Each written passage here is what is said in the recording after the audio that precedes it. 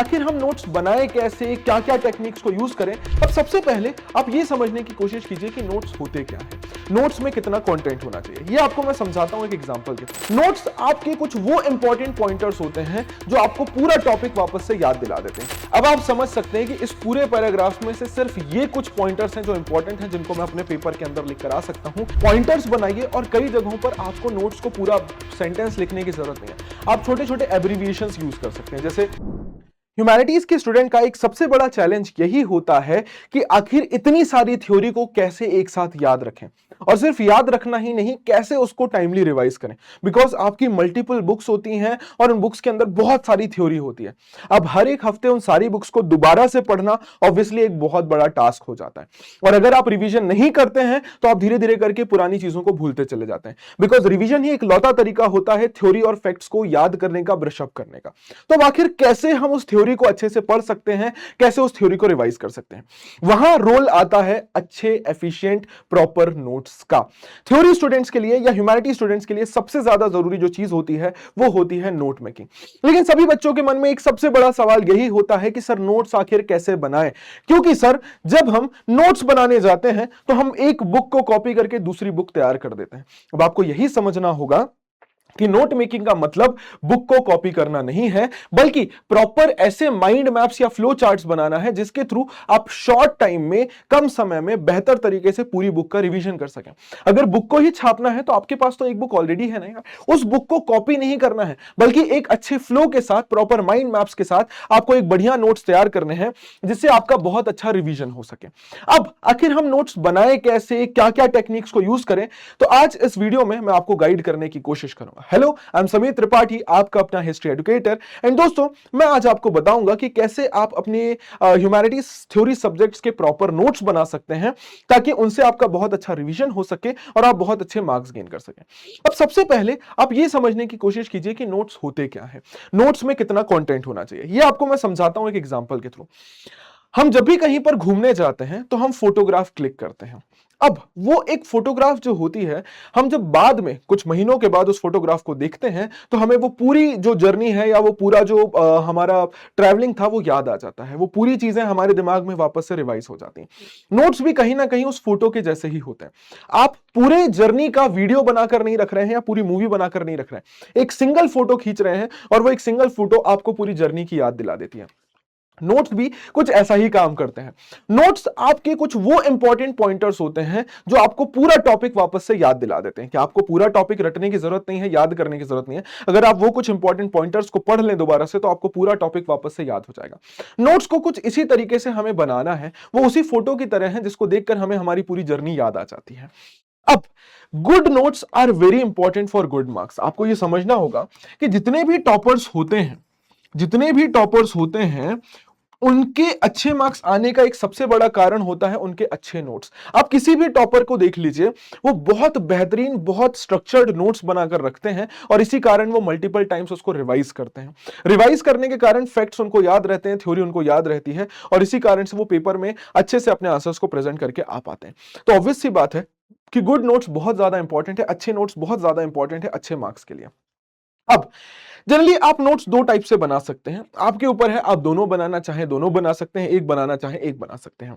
एक होते हैं हमारे रनिंग नोट्स। रनिंग नोट्स होते हैं बेसिकली वो नोट्स जब आप कोई लेक्चर देखते हुए बनाते हैं।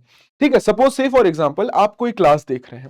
अब क्लास देखते हुए प्लीज ब्लैंक बैठकर क्लास को मत देखिए, अपने पास एक पेन और कॉपी जरूर रखिए और टीचर जो भी इंपॉर्टेंट चीजें बता रहे हैं उसको नोट डाउन करते हुए चलिए और एक फ्लो चार्ट बनाते हुए चलिए कि अच्छा टीचर ने अभी ये इवेंट समझाया, अब वो ये टॉपिक समझा रहे हैं। इससे आपका क्लास में इंटरेस्ट भी बना रहेगा और आपके शॉर्ट नोट्स भी तैयार हो जाएंगे, वो इंपॉर्टेंट चीजें कवर अप आप कर लेंगे जो टीचर क्लास के अंदर बता रहे हैं।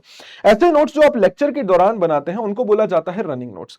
और एक होते हैं रेगुलर नोट्स। रेगुलर नोट्स क्या होते हैं? जो आप बुक पढ़ने के बाद खुद से बनाते हैं।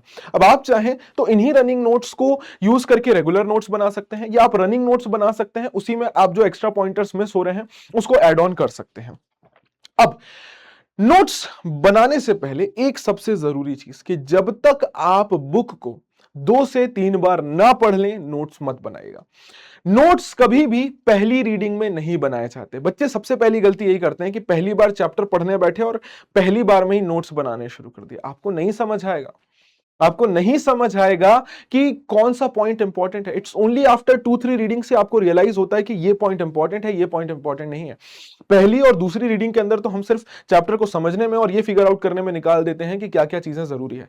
कभी भी नोट्स को पहली रीडिंग में मत बनाइए, एटलीस्ट बुक को 2 से 3 बार रीड कीजिए, उसी के बाद नोट्स बनाना शुरू कीजिए। कोशिश ये कीजिए कि आप जब भी बुक को पढ़ रहे हैं सिर्फ इंपॉर्टेंट पॉइंट्स पर फोकस करें। इसका मैं आपको एक छोटा सा एग्जांपल देता हूं। मेरे पीछे आप एक पैराग्राफ देख पा रहे हैं। अब इस पैराग्राफ के अंदर बहुत सारी बातें दी गई हैं, बट अगर सपोज इसके ऊपर से क्वेश्चन आया तो मैं कौन कौन से पॉइंट्स हैं जिसके ऊपर फोकस करूंगा। तो मुझे देखने को मिलता है कि हड़प्पा की जो राइटिंग है वो इंस्क्रिप्शंस के फॉर्म में मिलती है, जो बहुत छोटी है और सबसे लंबी है, जिसमें 26 साइंस मिले हैं। ये जो स्क्रिप्ट है ये अभी भी डिसाइफर नहीं हुई है, इसको पढ़ा नहीं गया है, और ये स्क्रिप्ट अल्फाबेटिकल नहीं थी, ये पिक्टोग्राफिक थी। इसमें हमें बहुत सारे साइन देखने को मिलते हैं। ये स्क्रिप्ट राइट टू लेफ्ट लिखी जाती थी, राइट सर। इसी के साथ साथ राइटिंग हमें कई सारे ऑब्जेक्ट्स में देखने को मिलता है, जैसे seal, copper rim, copper terracotta के टैबलेट, ज्वेलरी, बोन रॉड्स, और एक साइन बोर्ड मिला है धुलावीरा से। खत्म। अब आप समझ सकते हैं कि इस पूरे पैराग्राफ में से सिर्फ ये कुछ पॉइंटर्स हैं जो इंपॉर्टेंट हैं, जिनको मैं अपने पेपर के अंदर लिख कर आ सकता हूं अगर इस टॉपिक से क्वेश्चन आए। सिर्फ और सिर्फ इंपॉर्टेंट पॉइंटर्स पर ही फोकस कीजिए। दूसरी चीज, नोट्स बनाते समय ना कोशिश कीजिए कि उनको क्वेश्चन आंसर फॉर्मेट में आप लिखें। जैसे हम जनरली पहले क्या करते हैं, नोट्स बनाने का एक सिंपल जो हम इतने टाइम से कन्वेंशन यूज करते हैं कि से for example French revolution topic है, तो what were the causes of French revolution. But इस तरीके से नोट्स मत बनाइए। आप नोट्स बनाइए why did the French revolution happen. अब फ्रेंच रेवोल्यूशन क्यों हुआ। आपने एक सिंपल लिखा कॉजेज ऑफ फ्रेंच रेवोल्यूशन, यार नॉर्मल सुनाई दे रहा है। Why did French revolution happen, आप एक क्वेश्चन पूछ रहे हैं। अब उस क्वेश्चन के आंसर में लिखिए कि इकोनॉमिक प्रॉब्लम्स क्या थी, पॉलिटिकल प्रॉब्लम्स क्या थी, एडमिनिस्ट्रेटिव प्रॉब्लम्स क्या थी। मतलब आपके नोट्स के अंदर आपका सिर्फ ये नहीं होना चाहिए कि बुक को जैसा पढ़ा एज इट इज लिख दिया, आपका प्रॉब्लम सॉल्विंग मोड होना चाहिए। दैट मींस आप अपने नोट्स को क्वेश्चन आंसर फॉर्मेट में प्रिपेयर कीजिए। ये समझिए कि अगर इस टॉपिक से क्वेश्चन आया तो मैं उसका आंसर क्या लिखूंगा अगर इस टॉपिक से सवाल आ गया। अपने नोट्स को वैसा ही फ्रेम कीजिए जैसा आप एक आंसर लिख कर आएंगे। इससे आपकी आंसर राइटिंग की प्रॉब्लम भी सॉल्व हो जाएगी और आपके नोट्स इफेक्टिवली आपके लिए यूजफुल भी हो पाएंगे। मतलब से फॉर एग्जांपल अगर मेरे पास इस टॉपिक से क्वेश्चन आ गया तो मैं कैसा आंसर लिख कर आऊंगा। इसके नोट्स उसी फॉर्मेट में बनाइए कि मैं ये जो नोट्स हैं इनको एज इट इज आंसर में भी लिखकर आ सकता हूं। इसके बाद सिंपल लैंग्वेज का यूज कीजिए। देखिए अपने नोट्स के अंदर ना आपको बुक को वापस से कॉपी नहीं करना है। नोट्स का मतलब ही होता है कि चीजें आपको समझ आए, चीजें आपको याद रहें। बुक की भाषा बहुत कठिन होती है। प्लीज अपने नोट्स के अंदर अपने भाषा का इस्तेमाल कीजिए। जो भाषा आपको समझ आती है अपनी भाषा में अपने नोट्स को लिखिए। अब ऐसा भी नहीं है कि हिंदी में लिखने लग गए, अगर इंग्लिश के नोट्स हैं तो आप हिंदी में शब्द यूज कर रहे हैं, no, but use simple language और सिंपल टर्म्स एंड टर्मिनोलॉजीज। इसी के साथ साथ पॉइंटर्स बनाइए और कई जगहों पर आपको नोट्स को पूरा सेंटेंस लिखने की जरूरत नहीं है। आप छोटे छोटे एब्रीविएशंस यूज कर सकते हैं। जैसे आपको अगर विथ लिखना है तो आप ये एब्रीविएशन यूज कर सकते हैं, आप WD लिख सकते हैं। आपको बिकॉज लिखना है तो आप इस तरीके से लिख सकते हैं। इंक्रीज डिक्रीज तो आप सिंबल बना सकते हैं। गवर्नमेंट के लिए आप ये यूज कर सकते हैं। पॉलिटिक्स के लिए ये यूज कर सकते हैं। देखिए ह्यूमैनिटीज सब्जेक्ट्स के अंदर बहुत सारे शब्द होते हैं, तो कोशिश मत कीजिए कि आप पूरे सेंटेंसेस को लिख रहे हैं, नहीं तो बहुत टाइम चला जाएगा। आप छोटे छोटे एब्रीविएशंस बनाकर रेडी कर लीजिए ताकि नोट्स आपको समझ आने लग जाए। इसी के साथ साथ आप चाहें तो कई जगहों पे छोटी छोटी इमेजेस भी यूज कर सकते हैं। सपोज आपको राजा बताना है तो आपने एक छोटा सा क्राउन बता दिया, इंडस्ट्री बतानी है तो आपने एक छोटी सी इंडस्ट्री बना दी, आपको कुछ थॉट देना है या कोई फेमस कोट है तो आपने ऐसा बना दिया, तो इससे समझ आएगा कि यहां पर फेमस कोट है। क्राउन बनाए तो समझ आएगा यहां पर राजा है। तो आप छोटे छोटे इमेजेस का भी यूज कर सकते हैं। इसी के साथ साथ ऑल्दो मेरा ये सजेशन तो नहीं होगा कि आप मल्टीपल कलर्स को यूज कीजिए, बट हाँ कोशिश ये कीजिए कि एटलीस्ट 1 से 2 कलर्स आपके पास होने चाहिए। अपने पास 1 से 2 कलर के पेन और हाइलाइटर्स जरूर रखिएगा। कोशिश कीजिए कि अलग अलग चीजों को अलग अलग कलर और हाइलाइटर से हाईलाइट करके चलें। जैसे इंपॉर्टेंट डेट्स हैं तो इस कलर से कर दिया, डेफिनेशन ब्लू कलर से, डायरेक्ट कोट्स ग्रीन कलर से, कॉजेज ऑरेंज कलर से, जनरल हाइलाइट्स येलो कलर से। ठीक है, कोशिश ये कीजिए कि ऐसा नहीं है कि हमने एनसीईआरटी ली और सब कुछ एक ही कलर से हाईलाइट कर दिया, फिर आप डिफरेंस नहीं कर पाएंगे, पूरी बुक कलरफुल हो जाती है। कोशिश ये कीजिए कि अगर एनसीईआरटी में भी आप पॉइंट्स को हाईलाइट कर रहे हैं तो एटलीस्ट 2 से 3 हाइलाइटर रख लें और उन हाइलाइटर्स में देख लें आप कि भैया ये जो हाइलाइटर है इससे मैं हमेशा डेट्स मार्क करूंगा, इससे मैं हमेशा इंपॉर्टेंट इवेंट्स मार्क करूंगा, इससे मैं किसी पर्सनैलिटी का नेम मार्क करूंगा। उससे क्या होगा, जब आप एनसीईआरटी को देखेंगे या इवन अपने नोट्स को देखेंगे तो आपको तुरंत ये पता चल जाएगा कि कहां पर डेट लिखी हुई है। आपको पूरा बुक को वापस से छानना नहीं पड़ेगा, पेजेस को पलटना नहीं पड़ेगा। जैसे मैं एक फोटो लेकर आया हूं मेरे नोट्स की, ऑल्दो उतने क्लियर नहीं होंगे बट आपको एक अंदाजा लग रहा होगा कि ये मेरे पर्सनल नोट्स हैं। मैं जनरली ब्लैंक पेजेस में ही नोट्स बनाता हूं और आपको भी यही सजेशन दूंगा कि ब्लैंक पेजेस का यूज कीजिए नोट्स बनाने के लिए, बिकॉज उससे आपको फ्रीडम मिलती है फ्लो चार्ट्स वगैरह बनाने की। मैंने पॉइंटर्स में नोट्स बनाए हैं और जो भी इंपॉर्टेंट टॉपिक्स हैं, हाइलाइट्स हैं, वो मैंने हाइलाइटर से हाईलाइट कर रखे हैं। उसी के साथ साथ अगर आप देखेंगे तो ये मैंने एक रूल्ड कॉपी के अंदर नोट्स बनाए, बट मैंने कहीं पे भी पूरे सेंटेंसेस नहीं लिखे।